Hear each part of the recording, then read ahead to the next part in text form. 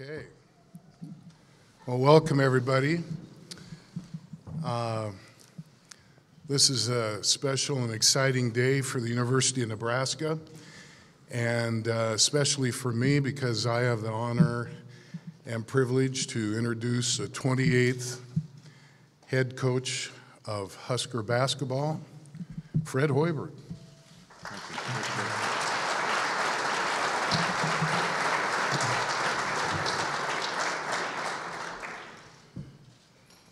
Is it my turn? It is. Okay. Well, first of all, I want to thank Bill. I want to thank Chancellor Green and President Bounds for this wonderful opportunity. It's a very emotional day for me, for my family, a lot of who are sitting over here this afternoon, and we have great ties to this state. We have great ties to this university, and it starts with my grandparents. And I know a lot has been written about my grandpa Bush, who coached here back in the 50s and 60s.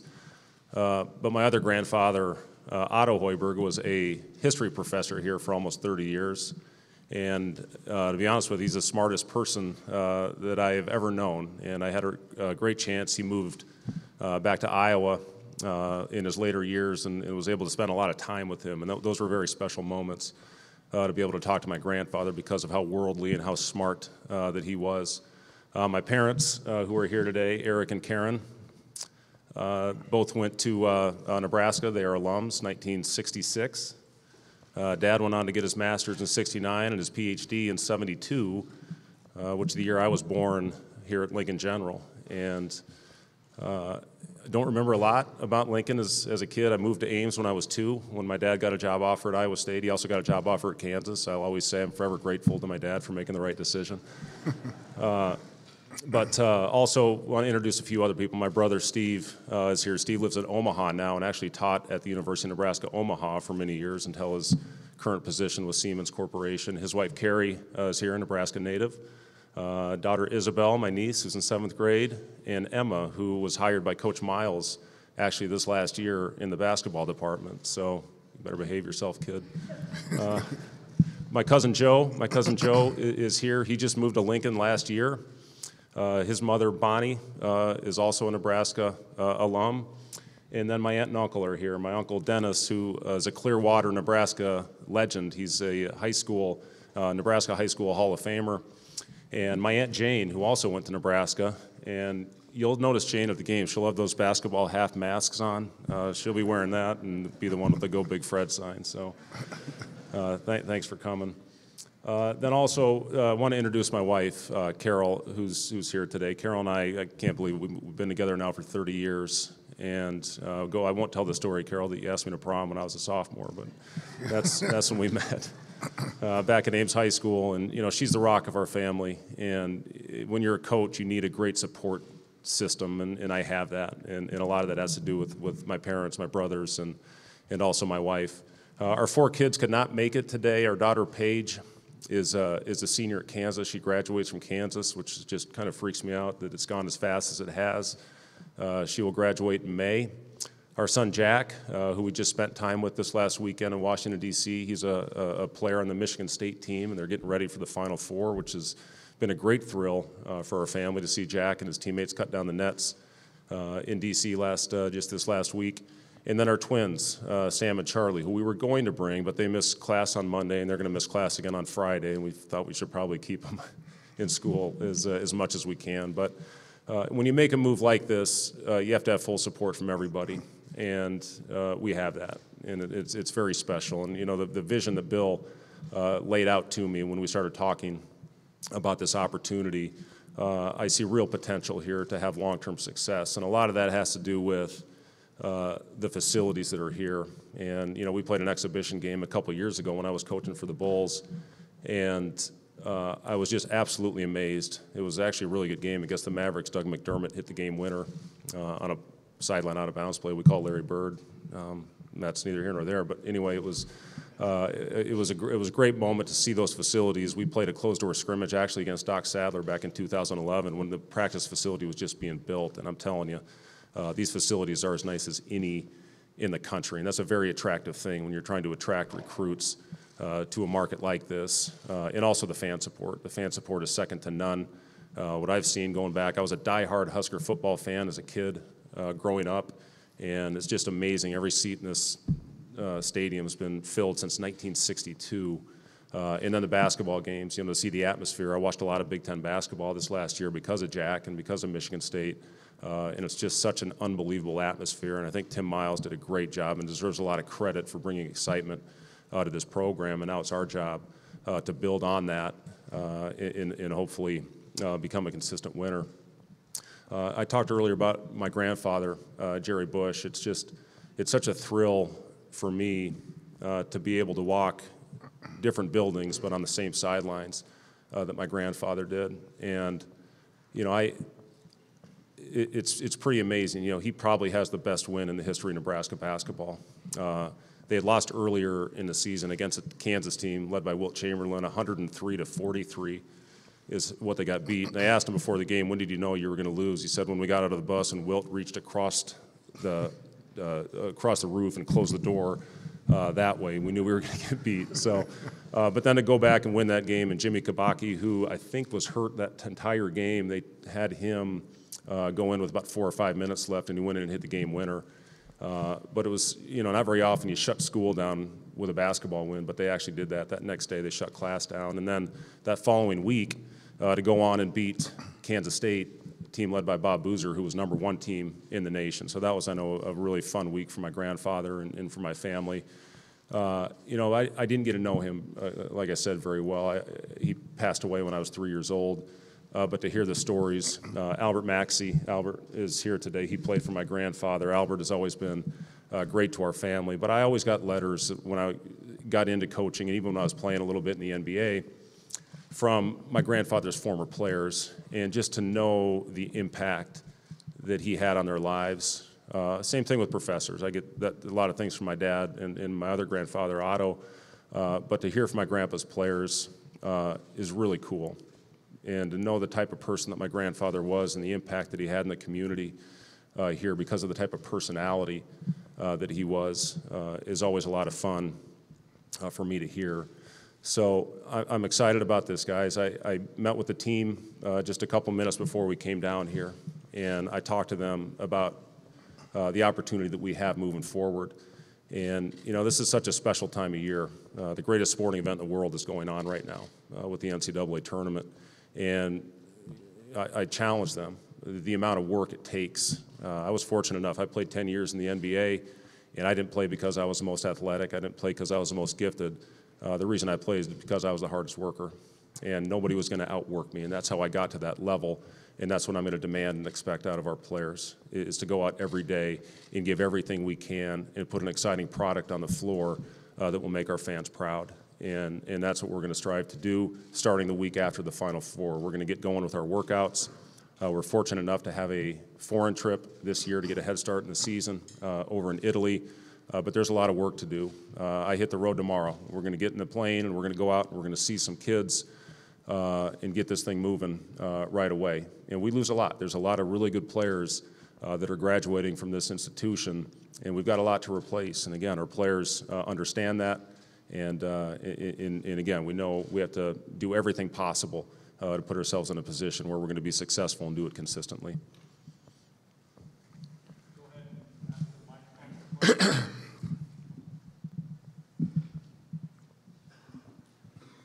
Bill, Robin Wash with HuskerOnline.com, Rivals.com. Can you just maybe walk us through the timeline of when first contact was made with Fred and his camp and just kind of the evolution of leading up to today? Well, certainly. Here's a little known fact, and I think it needs to be pointed out. We got a great fraternity of coaches here. And Fred joins some other very, very gifted coaches, and they all stick together. And I had one of them, who's a great coach himself, ask if he could come meet with me, and I said sure. And that was Mark Hankins, our men's golf coach, who's won a few Big Ten championships himself. And he brought Fred's name up to me, and I said, well, how do you know about Fred Hoiberg? And he goes, well, he's my classmate, my great friend, and we were roommates in college. And I go, okay, sit down. And because I was intrigued. You know, my boys know all about Fred and what he accomplished as a great college player and 10 years in the NBA and was coach of the Bulls. You know, I mean, that's pretty good credentials. But I learned about Fred and his family and his incredible integrity and the things that are important to me. But you got to remember, during that time, I was supporting my coaches and where we were going. We were in a bit of a slump then, and so I cataloged that in my mind and went about my business. Later on, I thought it might be smart maybe just to meet the gentleman, and I did. That was on March 4th, and we sat down for a little bit in Chicago, and really just to get to know each other, because as you all know, I like to look at options, and if I did have to make a difference or a change and do something else, I wanted to make sure that I had my list in order, and you've heard about the list. So that's that.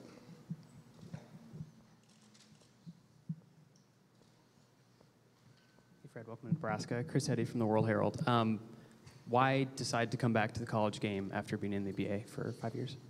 Yeah, that's a great question. I thought a lot about that, and you know, first of all, I'm thankful for the opportunity that I had in Chicago. You know, I'm very thankful that they gave me the chance to coach at that level.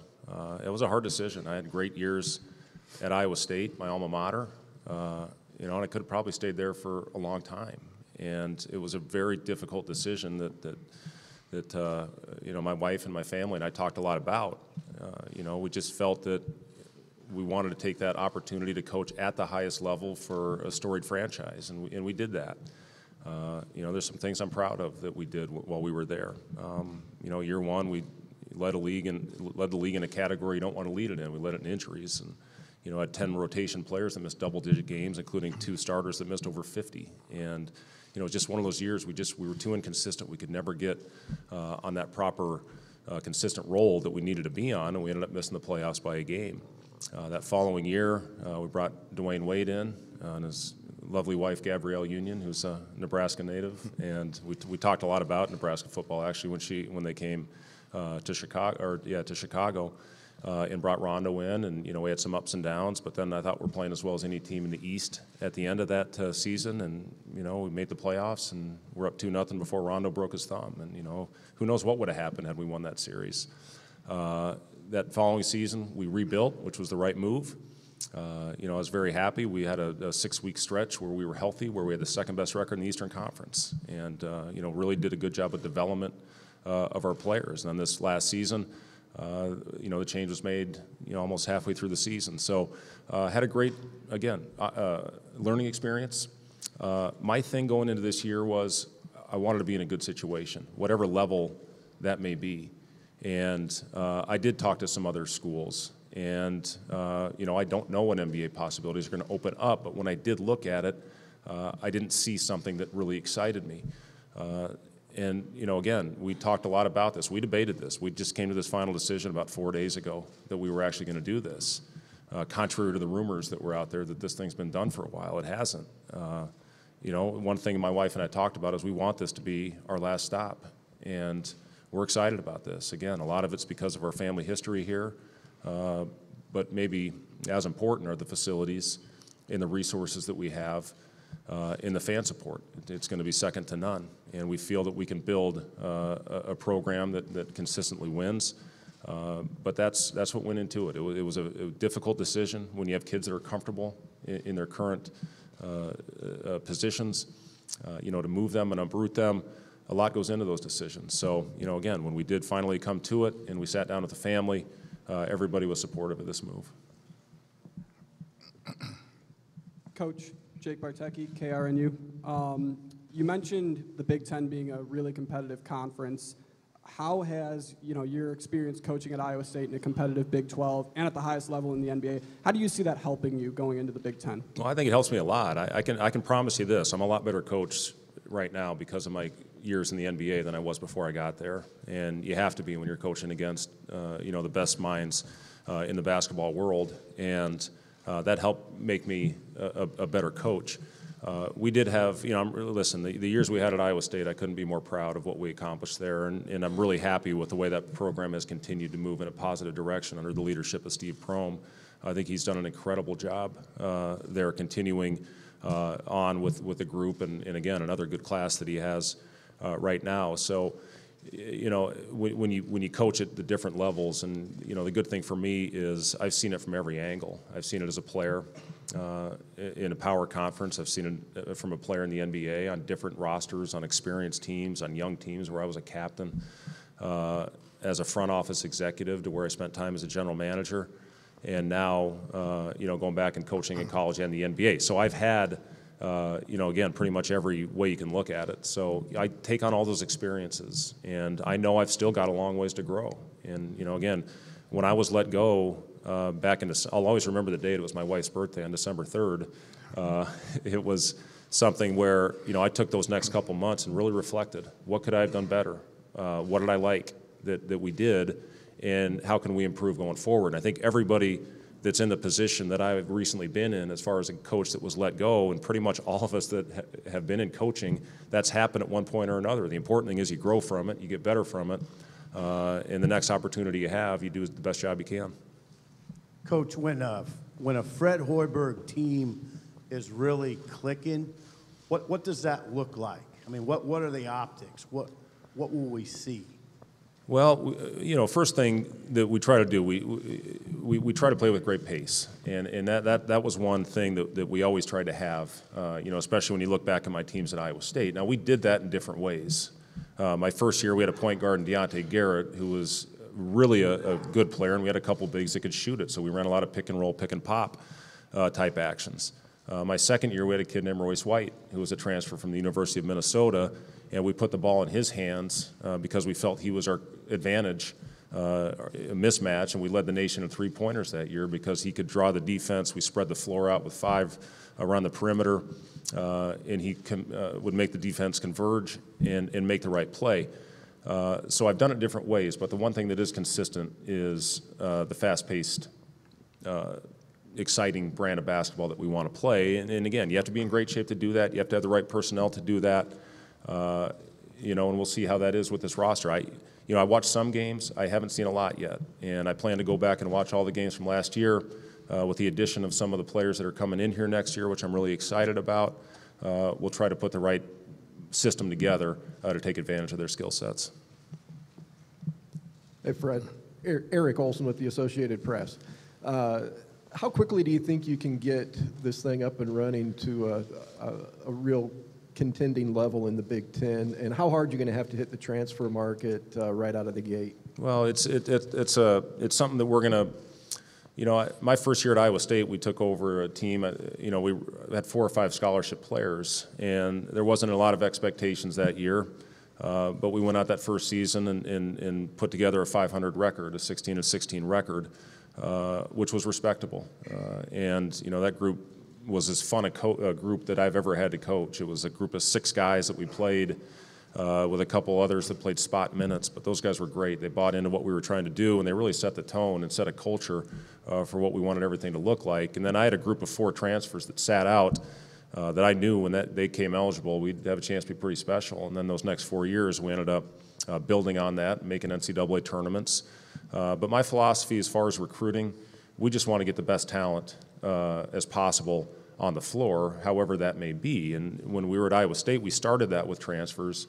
But what that led to, once we got our style of play established and had some success, is that led to some really good 4-year players. And that got our foot in the door because we were always in the top 10, top 15 in the nation in offensive efficiency, and teams liked how we played. And the other thing we did is, we gave our guys a chance to be successful and play at the next level. I'm proud of the fact that we had 9 guys that played in the NBA on those 5 years we were there. And the ones that didn't play in the NBA, a lot of those guys are making great livings playing overseas at a high level. So I think once we establish the way we want to play, and again, you get the recruits on campus and they see these beautiful facilities, we're going to have a chance. We're going to have a chance with any kid that walks in here. Fred, Randy Peterson. What do you say to, where are you? I don't want to see you either. What do you say to Iowa State fans who may feel a bit bewildered about this going to Nebraska, bordering school? I don't know. What should I say to him?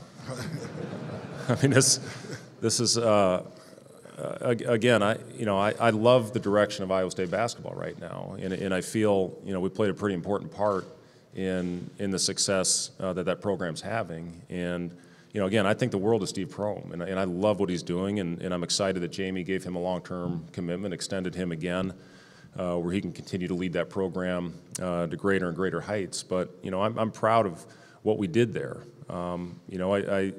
Listen, when you go to school someplace and you grow up in a town and you were part of something special, I think we can always hold on to that.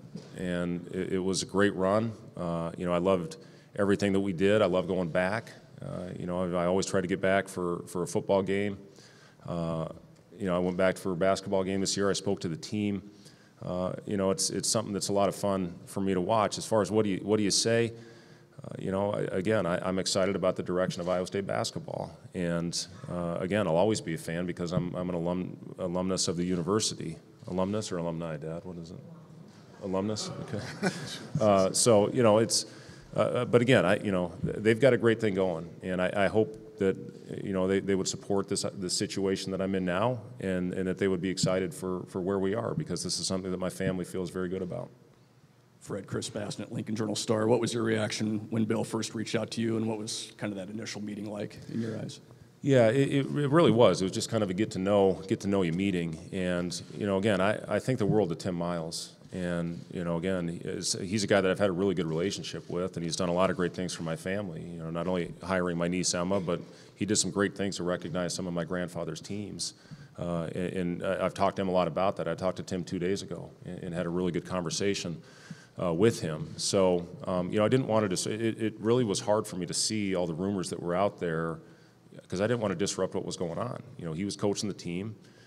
He had a group of guys that were playing very well, and I did not want to be disruptive in that. So, the initial meeting with Bill, and I told him, I said, this is just, if you want to get to know each other a little bit, great, but let's wait until this thing's over if you do decide to go in a different direction. And, when that happened, again, we went back and forth a lot. My wife and I, one day I'd wake up, I said, I don't have any interest. I've enjoyed going to yoga with you. I've enjoyed going and drinking coffee with the girls. And it was one of my former coaches called me one time, and he was just miserable. He was miserable. They had a bad week, and he said, what are you doing right now?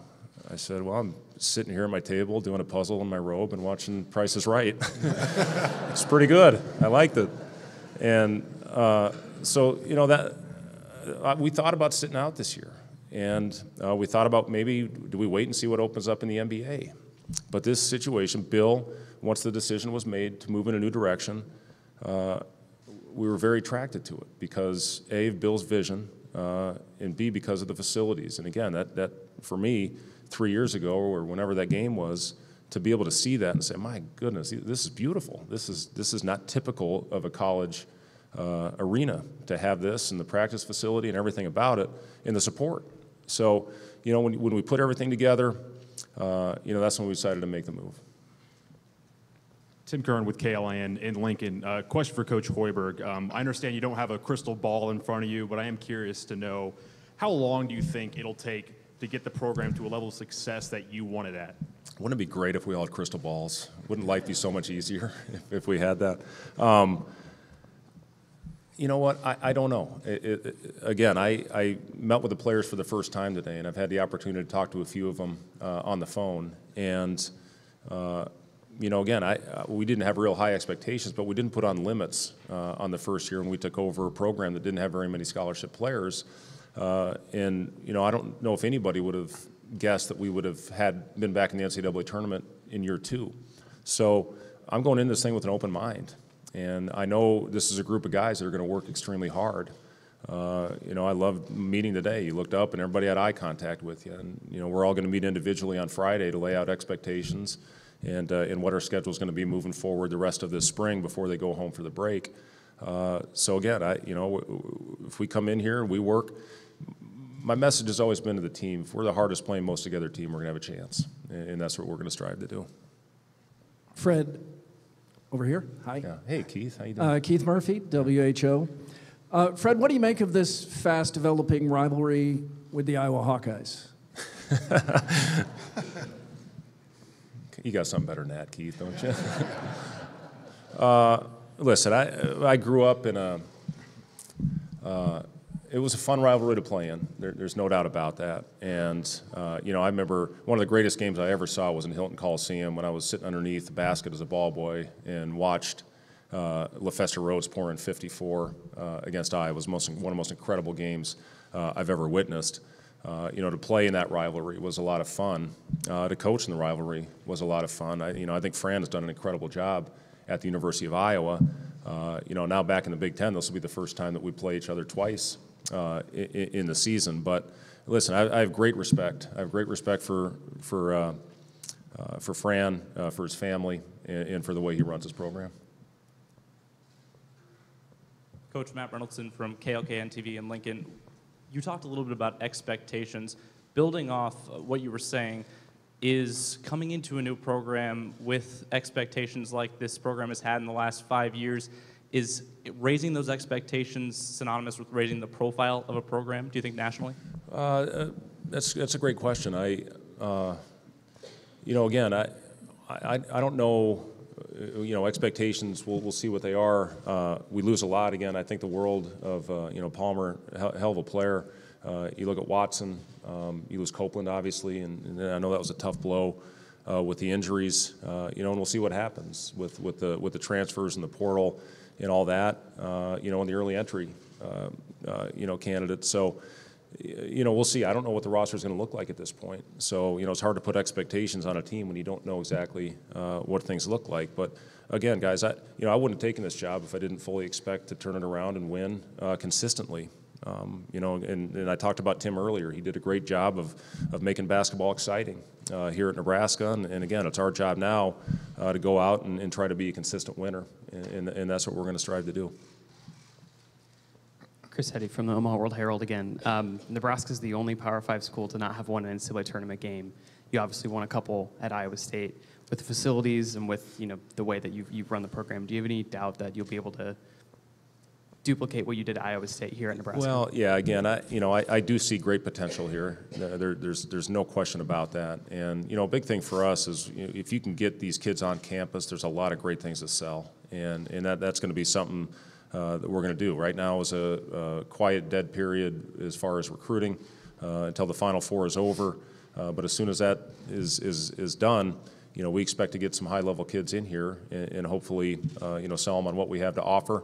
And put a really good competitive team on the floor next year. Matt Hardesty, Daily Nebraskan. There's been reports of some of the staff you've already added. Could you elaborate on what some of them are going to bring to this program? Yeah, the only one I can talk about is Matt. Matt's the only one that signed his contract. We're still in talks with some of the other ones. But Matt is a guy that I hired as an intern, actually, when I was in the front office as an assistant GM in Minneapolis. And Matt came in, and I could tell right away how good he was. And, he was, the most impressive thing about Matt was his ability to build a relationship. And that's what's so important at any level, is to be able to connect with the players and connect with the kids. And Matt's as good as I've ever seen, not only with kids, but with coaches, with families. And that's what makes him a great recruiter. And, he's going to put us in front of some really high-level players. And, it's up to us to show how we're going to play and show film of what we're going to do and show these facilities. But Matt, I think, is as good a recruiter as there is in the country. And I'm excited to have him on board. Austin Norman, Coach Austin Norman, KRNU Radio. You're a prolific three-point shooter. How do you train your guys to shoot without hesitation and let it fly when they're in rhythm? Oh, you'll see us play. Some people look at the guy next to him and say, "What the hell was that shot?" But we always actually I think all 5 years we led the Big 12 in three-point shooting And the one year we led the nation in three-point shooting. Big thing for our team, again, you can play fast, but you really have to drill it, because if you don't, you're going to be throwing that thing all over the map. And, I love shooting threes in transition. And before the defense gets set, if we can come down and run a ball screen and make a team execute their pick and roll defense early in the possession and play off it with good spacing, we're going to have a chance to get great looks and great shots. We're going to work at it hard. We have a skill development program that I think we're all very confident with, and is proven to make players better and more skilled. And, we took some guys, I had a player named Dustin Hogue who didn't shoot threes when he played in junior college. He became over a 40% three-point shooter in one of the best conferences in basketball. So we put a lot of time into it. We practice it. But yeah, we get them up there. And again, one thing, I was a little bit into analytics when I was at Iowa State, but when you get to the NBA, you really understand how big a part the analytics play in the game and the numbers that go into it and where the best percentage shots are on the floor. And if you can create uncontested threes and shots at the rim, you're going to have a chance to have a pretty darn efficient offense. And again, that's something that we'll look to do. Travis Hines, Ames Tribune. Fred, how has, I guess, the landscape of college basketball changed in the last 9 years that when you start to build this program might be different than when you did at Iowa State in 2010? Yeah, it's good to see you, Travis, first of all. Nice shoes. You're not that much different, Travis, I don't think. There's more transfers in the game now than there was. There was a lot when I took over at Iowa State, but now there's 1,000 kids in that transfer portal. Back when we first started at Iowa State, there wasn't a lot of schools that were taking transfers. You still would see teams sprinkle them in to help their rosters. But now, it's a pretty big part of teams in how they manufacture a group of players in a roster. So I think that maybe is as big a thing as any. When we got Royce, we were competing against Kentucky. We were fortunate because Kentucky was too far away from home for Royce. But now you're competing against a lot more schools, I think, when you look at that transfer pool. My name is Rex Eckwall. I'm over here. I played for your grandfather for the first 3 years he was here, and he had quite an influence on me and my life. He was a great guy. My question is, you were quite a football player. Do you anticipate being able to help Scott some with football? First of all, thank you for those words about my grandfather. Scott came and said hello to me today. He actually called me this morning. Very nice of him to reach out.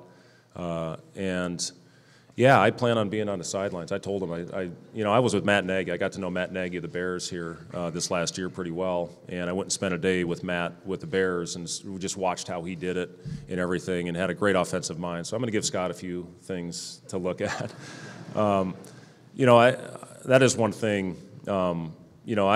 Again, growing up a huge Nebraska fan, I was offered a scholarship by Tom Osborne back in high school, and that was such a thrill for me to be recruited by a guy that I looked up to. It was kind of a larger than life figure, to be honest with you. When you grow up a Nebraska football fan, those were the Tommy Frazier years, and I'm really convinced that he would have put 50 pounds on me and made me a tight end.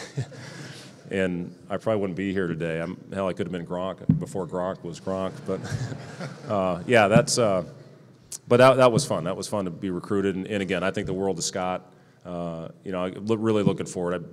One thing about Iowa State, we had a great community of coaches, and we were all very close. And I'm looking forward to building those same relationships with the entire staff. Hey, Fred, Robin Wash with HuskerOnline.com. You mentioned getting on the road recruiting here very quickly. I was curious just what the response has been with the current 2019 signees that obviously committed to play for a different coaching staff, and then also what your plan is to sell Nebraska on the recruiting front and some of the main pitches you think you're going to make. Yeah, I've had really good conversations with the three guys, with Gervais, with Micah, and with Akal, and that's going to be a big thing this week, is getting out and seeing those guys and talking to them, and hopefully securing their commitments. And, I understand it is tough when a change is made and, what your plans are. And they all had great questions for me. And, the important thing is now to get in front of them and to hopefully start building a relationship to where they're comfortable with us and with our current staff. Bill, you've had a quiet day. I'll ask you a question. I'm enjoying listening to Fred. You've now hired Scott Frost, and you've now hired Fred Hoiberg, two coaches that a lot of people have been trying to hire, but you got them. What are your expectations for the Nebraska Athletic Department for the near future? Well, I think we're in real good shape. I've actually hired 5 new head coaches since I've been here, and they're all very high caliber and join a nucleus of very talented individuals. So this is a special day, and it's a fun day. There's excitement in the air, not unlike the one you're referring to with football. So the expectations are just this. This is a tremendous university, and we're showing and proving in the athletic arena as well as academically across this campus that we are truly a destination for the very best. And I expect these coaches to be here for a long time, and we're going to see a tremendous amount of respect, and I think we're going to have a lot of fun. Yeah, typically at these celebrations and announcements, it's customary for the athletic director to present the new head coach with a ball cap or a jersey or something like that. But we are unique. We've got a unique coach with a unique situation. So today, in lieu of a jersey or a cap, you probably got tons of those and you're going to get more. It's fun for me to present to Fred the original press release of his grandfather's hiring from 1955. So, yeah, thank you.